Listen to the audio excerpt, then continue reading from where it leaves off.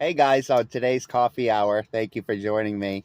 We're just talking about some of the damage that narcissists do to their partners with narcissistic abuse and the damage that can do to someone's self esteem. So, if you haven't, grab your beverage of the day. I just grabbed my Dunkin' at the local drive thru. So, I'm drinking some coffee this morning, drinking my $4 coffee.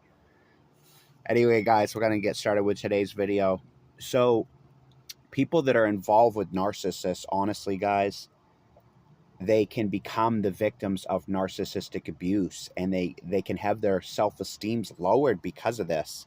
I know I've been the victim of this. I've literally dated narcissistic women that left me suicidal, left me feeling like garbage, left me feeling like shit, and I'm a wonderful person. I'm a great guy. I'm a good friend to people. I treat people well. I'm kind to strangers. I'm kind to my friends. I bend over backwards for my friends. Yeah, I was involved with several narcissistic people that were definitely abusive to me. Not physically abusive, but very much emotional abuse that did do damage to my self esteem. It took me years, literally years, to get over narcissistic abuse with a certain partner I had. I mean, they would do heartless behaviors that would leave me devastated, that would leave my self-esteem in shambles.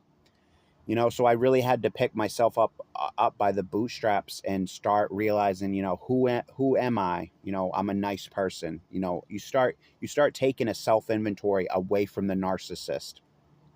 Like right now I'm having some alone time. I'm behind a store drinking a coffee. I just went through drive through and I'm having some alone time, some self care time where I get to talk to you guys. Those are the times I can work on my self esteem. I can work on my channel, which helps my self esteem because it gives me something to do. I could go for a walk that would help with my body, that would help with my self esteem. I could take self inventory of the good things I'm doing in life.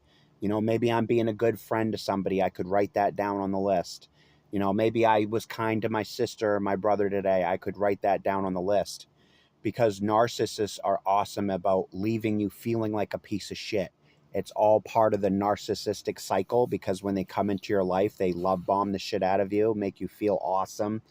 They'll make you feel like you have a girlfriend, make you feel like you have a boyfriend. You get all attached to this person, but because they have a cluster B personality, they have literally no regard for your feelings. They don't care if you're upset or anything. They have no empathy for your emotions. So they will ghost you and leave you devastated. They will give you silent treatments. They won't explain things because they don't care if you know.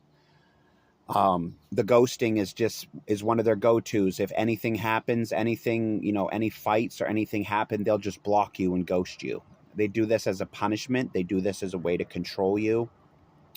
um, the devaluation with a narcissist is, just like I said, it's never ending. It's never ending, guys. It seems never ending. I mean, when they first come into your life as part of the narcissistic abuse cycle, they're love bombing you, but that love bomb doesn't last long. I mean, let's be honest, guys. Rarely do narcissistic relationships work out. They usually have an expiration date. Like even I know a couple that stayed together 6 or 7 years, but because they were in a narcissistic relationship, they got divorced. That's an example of an expiration date of a narcissist. All narcissistic relationships have an expiration date, because what happens is the narcissist starts devaluing their partner. They start seeking other supply. They start looking elsewhere for another partner. So then they're constantly devaluing their partner. Now their wife's a bitch. Now their wife's a whore. Now their wife's a slut. Why are they doing this? They're doing this to push them away. That way they can start focusing on the new supply. Meanwhile, this is doing all kinds of damage to their partner's life, all kinds of damage to their friend's self-esteem, their lover's self-esteem, their wife, their husband, their boyfriend, their girlfriend. The victim is just being dragged through the mud during this process of narcissistic abuse.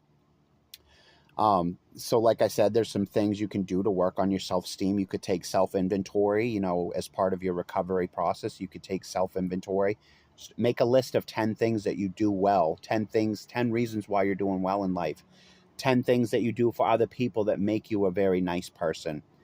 Um, because like I said, the devaluation of narcissistic abuse is just brutal. I mean, they literally make you feel like a piece of shit by the end of it. By the time you get out of that relationship, you literally feel like a piece of garbage, because that's how the person's made you feel with ghosting you. Like I've been ghosted. I've been ghosted by an ex-girlfriend, and this is going on almost 3 years. This is an example how they make you feel like a piece of garbage. Here I had done nothing to this person, and she's ghosted me for almost 3 years. That's how they make you feel like a piece of shit. That's how they make you feel like a piece of garbage. That's how they make you feel like you have no self-worth, because they'll just ghost you for fucking 2 years. Like here, I had gotten seriously attached to my ex-girlfriend. She was a beautiful woman, but because she was a full-blown narcissist, she didn't give a fuck about my feelings at all. Didn't care whether I lived or died. Never gave one fuck about my feelings. So this definitely did damage to my self-esteem, guys. And then the next thing it does to the victim is it makes you start putting up with stuff that you never would put up with. Now your next relationship, they start withholding sex. To you, that's normal because your narcissistic partner was withholding sex. So now if your new partner's withholding sex, you just put up with it because you think that's normal for a partner to withhold sex, because your ex-partner was abusing you, which I think withholding sex from your romantic partner, I think that's actually kind of abusive, because sex is such a basic need. I mean, it's like blowing your nose. It shouldn't be a big deal between two loving adult partners. You know, you should give your loving partner sex if they deserve it. Don't give it to them if they don't deserve it. But if they deserve it, why not give them sex? You know, if they really deserve it. But that's how they abuse their partners. Their partners will deserve sex, and they'll still deny the sex. They do that to make you feel like a piece of shit, to lower your self-esteem. So then you're constantly serving them. They like to make all their boyfriends into simp males that are constantly doing things for them.